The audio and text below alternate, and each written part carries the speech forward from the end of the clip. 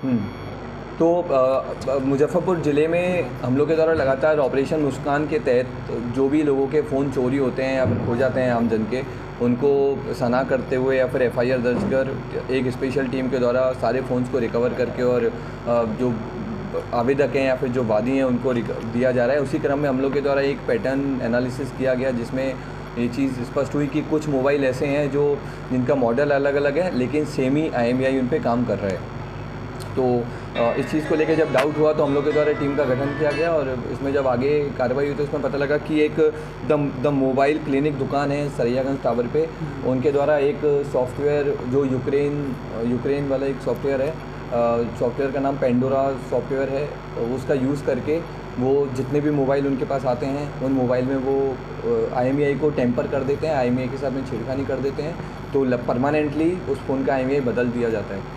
IMEI बदला जाना एकदम गैर कानूनी है और ये आईपीसी के जो भारतीय न्याय संहिता है और आईटी एक्ट के अंदर भी कानूनी अपराध है। तो हम लोगों ने इनको गिरफ्तार किया और हम लोग इनसे जब आगे पूछताछ में चीज़ सामने आई कि इनके द्वारा ये सॉफ्टवेयर रांची से ख़रीदा गया था, तो ये जो कहाँ से ख़रीदा गया था, क्या यूज़ ये करते थे, उस पर हम लोग अभी काम कर रहे हैं। आगे जैसे भी कुछ लीड मिलेगा तो हम आपको बताएंगे। मोबाइल चोरी से जुड़ा हुआ है क्या सर? मोबाइल ऐसे भी हैं जो चोरी या फिर छिनतई वाले मोबाइल थे, कई मोबाइल ऐसे हैं जो मिसप्लेस हो गए हैं, लोगों के खो गए हैं और उनको फिर इनसे ख़रीदा जाता है। तो इन्होंने 80-90 मोबाइल का भी स्वीकार किया है जो मोबाइल इनके द्वारा इस तरह से करके और उनका आईएमईआई बदल दिया जाता था।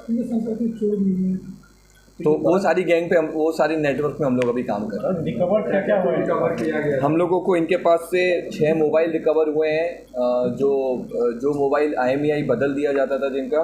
एक लैपटॉप बरामद हुआ है और जिस लैपटॉप में वो सॉफ्टवेयर इंस्टॉल था जिस सॉफ्टवेयर के माध्यम से आईएमईआई बदलते थे। एक कंप्यूटर सेट बरामद हुआ है, पेन ड्राइव बरामद हुई है, डोंगल बरामद हुए हैं, ये सब हमने बरामद। कितना चार्ज करते हैं?